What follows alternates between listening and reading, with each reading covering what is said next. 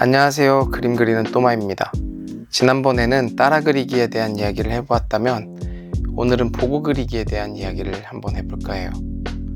너무 당연한 이야기지만 일단 보고 그리기이기 때문에 보는 것이 굉장히 중요해요.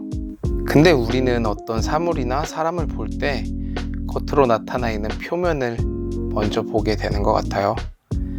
하지만 그림을 잘 그리기 위해서는 눈으로 1차적으로 보는 표면보다는 그 속에 있는 뼈대를 보는 눈이 굉장히 중요한 것 같아요. 눈에 보이는 그대로를 그리는 것도 어려운데 내면에 있는 구조나 뼈대를 생각하면서 그리는 작업이 당연히 어려울 수밖에 없죠. 하지만 조금 더 깊이 있는 그림을 그리기 위해서는 형태의 본질인 구조를 생각하는 과정이 꼭 필요한 것 같아요.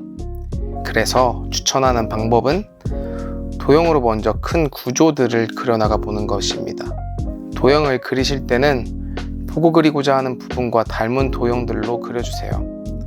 얼굴이면 동그라미, 자동차면 네모 등등. 저는 오늘 고양이를 그리고 있네요. 뭔가 고양이를 떠올리면 유연함이 느껴지기 때문에 저는 동그라미 혹은 타원형으로 큰 덩어리 구조들을 잡아보았습니다. 구체적인 모양을 그려나갈 때는 최대한 자신의 눈을 믿으면서 그려나가면 됩니다. 우리에게는 도형이라는 기초공사가 되어 있으니까요. 하지만 이 단계에서 주의사항들도 있는데 이 부분은 조금 딥해지다 보니까 다음 기회에 이야기를 해보겠습니다.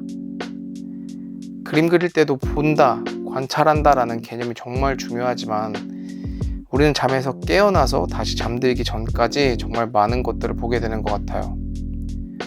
너무 복잡한 세상, 복잡한 이미지들을 보면서 하루가 지나가는데 그 표면적인 부분에서 받는 스트레스가 굉장합니다.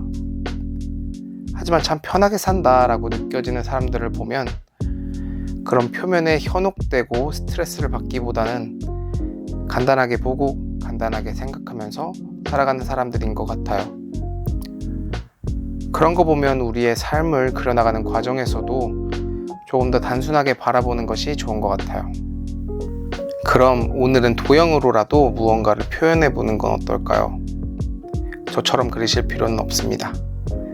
근데 아마 처음 그림을 시작하시는 분들이라면 도형으로 모양을 그려보는 것도 어려울 수 있을 것 같아요. 하지만 못해도 괜찮습니다. 얼굴을 그린 원이 커졌으면 커진 모습 그대로, 팔이 길어졌으면 팔이 길어진 대로 그려보면서 느끼고 경험해 나가다 보면 혹은 지우고 다시 그리고를 반복하다 보면 분명히 자기만의 그리기를 찾아갈 수 있을 거예요. 그럼 지금까지 그림 그리는 또마였습니다.